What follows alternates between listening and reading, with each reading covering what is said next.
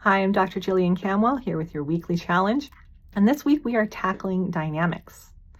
Dynamics are so important to be able to control, to be able to expand. Have you ever had a conductor tell you, play out, and you really feel you're playing as loud as you can. You've capped out at a certain level. Well, this exercise is for you.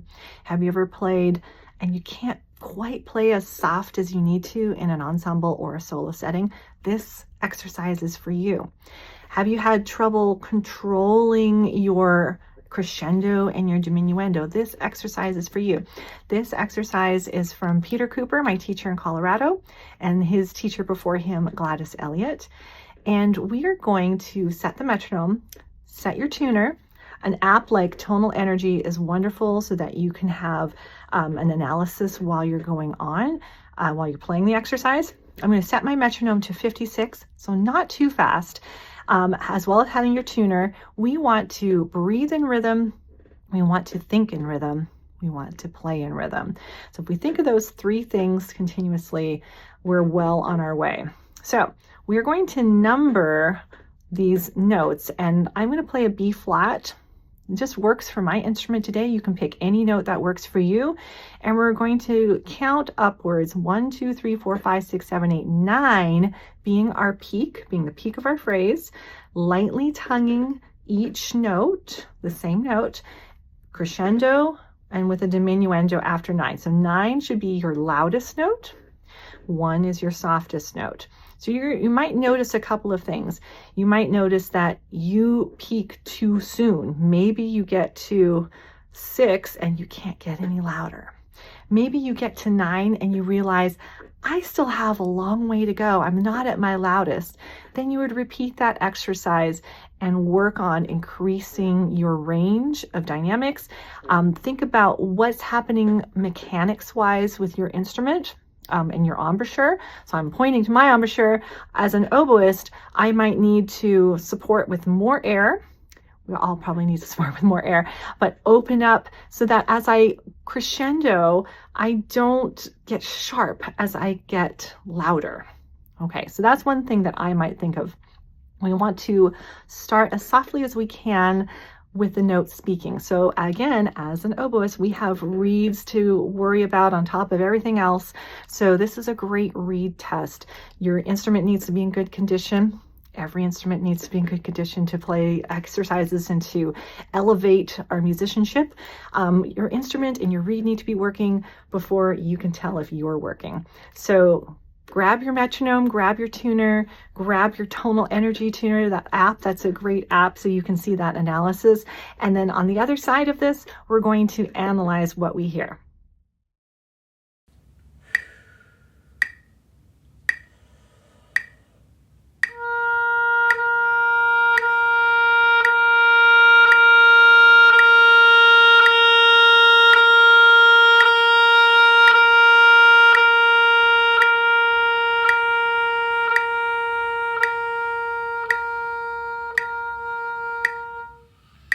So that was an interesting analysis to look at.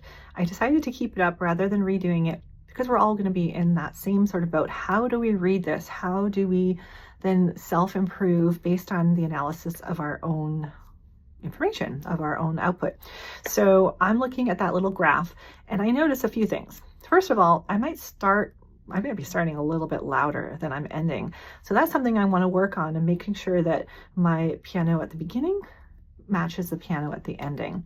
And that's very challenging. The second thing I'm noticing is that I'm starting a little bit sharp. And then as I go a little bit louder, I get in tune, and you can even see it dips below the pitch, the in tune pitch. And so it goes into the orange just a bit. So I go a little bit flat, and then I come up and I'm a little bit better at maintaining the pitch through the end. Right at the very end, you can see it goes up in pitch as well. Those are the sorts of things that you're going to notice and you're going to analyze in your own playing. If you are starting too loud, We need to start practicing the beginnings. Now for oboists, we have the reed to deal with, so we might need to spend a little time with that reed, making sure that it is vibrating in the way we want it to, that it is in tune, that it is responsive. This is a great reed test. Our oboe needs to be in good alignment, but this is the same for any instrument. All our instruments need to be in good working condition before we can tell if we're working. We need to have our oboe and our reeds working as well, or your trumpet, or your clarinet, or your flute, or your saxophone. So all of these things need to be in good condition before we can attempt to play something like this, because we're talking this higher level of playing. So I might try starting a few times and seeing if I can play that beginning a little bit softer.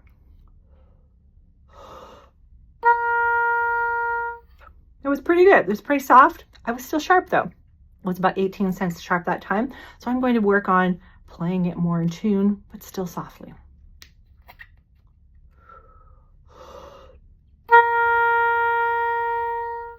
It was much closer. So I could go on until it's absolutely perfect, but that's the sort of thing that you're going to pay attention to. So that's your challenge for this week, is play that dynamic exercise every day, maybe a few times every day, and do some self-analysis so that we can have self-improvement. Have a great week. Have fun with this, and we'll see you next week.